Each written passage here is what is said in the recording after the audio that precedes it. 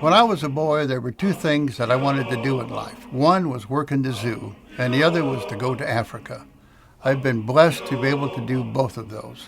Once I got to Africa, it was so spectacular, the greatest wildlife spectacle on the planet. I couldn't wait to share it with everyone else that was interested. When I retired from the zoo in 1989, I started Cowabunga Safaris. I'm Gary Clarke, and I'm at the main camp of Cowabunga Safaris.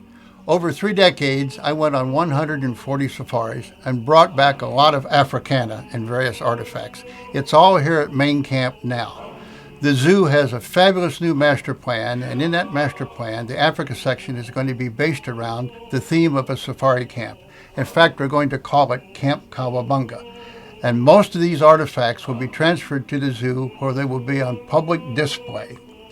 Over the years, I shared Africa with many people, including Ken Blanchard. He's the guy that wrote the 1 Minute Manager book. He and his family were on several safaris with me. They're great folks, embraced Africa, had a fabulous time.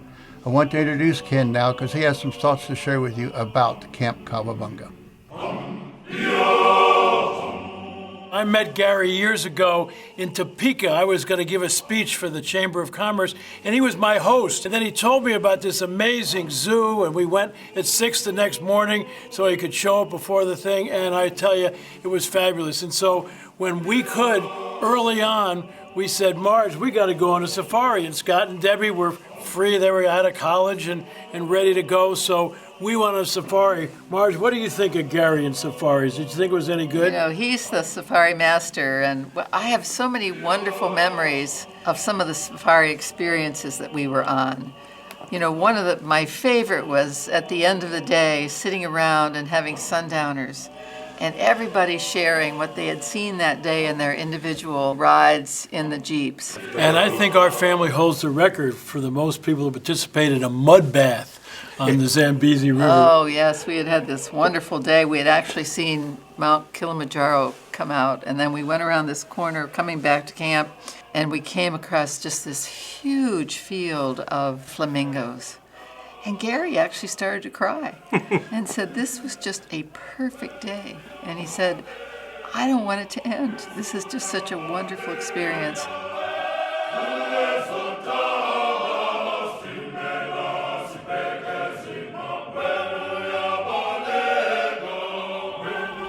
I am very excited about Camp Cowabunga, the new Africa exhibit in the master plan at the Topeka Zoo. Main reason is it's going to be unlike any other Africa exhibit in any zoo in the world. A big boast, but it's true. By that I mean, rather than the visitor being automatically transposed from the parking lot to a piece of pristine Africa, we're going to take the guests into a safari camp setting first. In fact, we're calling it Camp Cowabunga, in order for them to get the feel of what it's like to be on safari. From there, they radiate out to see the various animal exhibits: Red Pattice Monkeys, African lions, African painted dogs, elephants. Up the line will be hippos and giraffes. It will be simulating an experience similar to actually going to Africa and being on safari, which no zoo has really done. As you approach Camp Cowabunga, you will have a familiar view into Lion's Pride, which is the anchor for the Camp Cowabunga complex. It will be an enhanced environment for the lions. You will view them from the outside as well as from inside later on.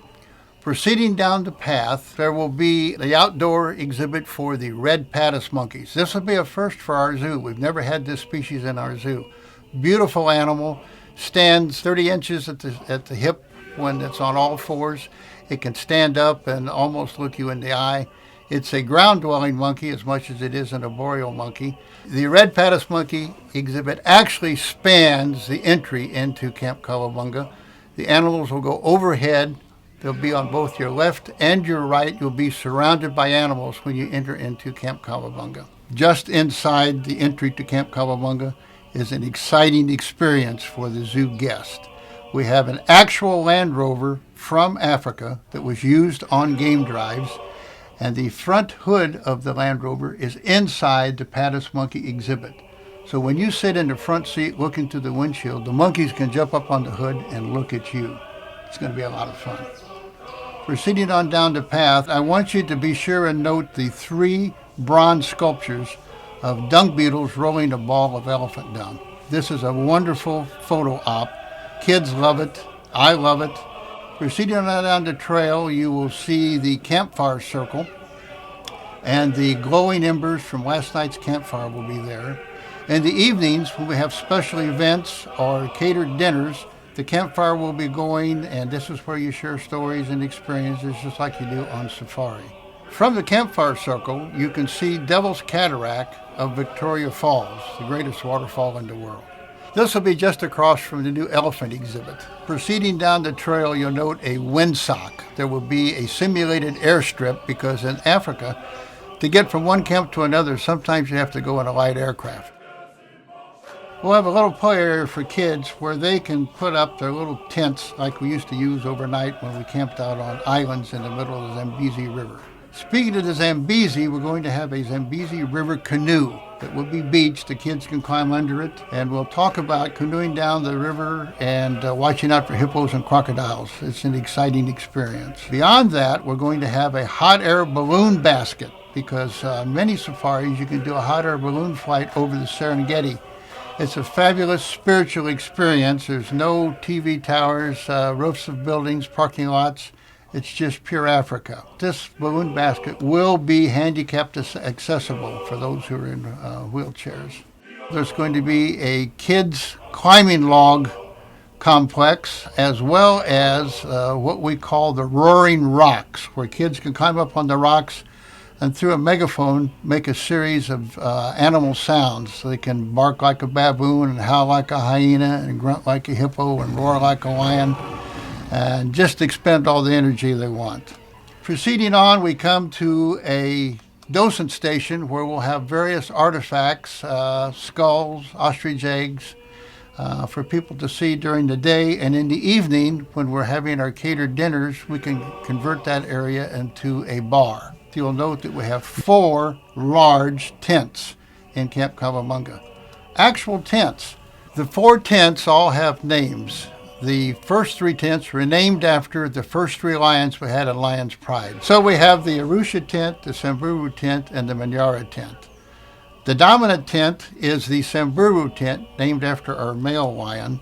And when you enter into this tent, you'll have a fabulous view into Lion's Pride. It will be a glass window from floor to ceiling. Lions will come up and be nose to nose. You can be nose to nose with the king of the beasts. Tent to our left will view into the Red Pattice Monkeys, and the tent to our right will view into the African Painted Dog exhibit. The African Painted Dog exhibit, by the way, has a lot of features to stimulate the behavior of the dogs, including a water pool that will have a bubbling effect, and a zip line where we can hang food, which will promote cooperative hunting behavior among the painted dogs. It'll be a fabulous experience both for the dogs and the zoo visitor. The tents, you're going to think, how do these tents stand up in the winter? Well, they're going to be constructed to take Kansas snow loads, Kansas winds, and so on.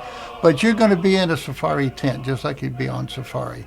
The 4th tent, they're calling Gary's tent, and that's where many of the artifacts from the main camp of Cowabunga Safaris will be transferred into a gallery on public display for the 200,000 plus visitors that we have at the Topeka Zoo every year.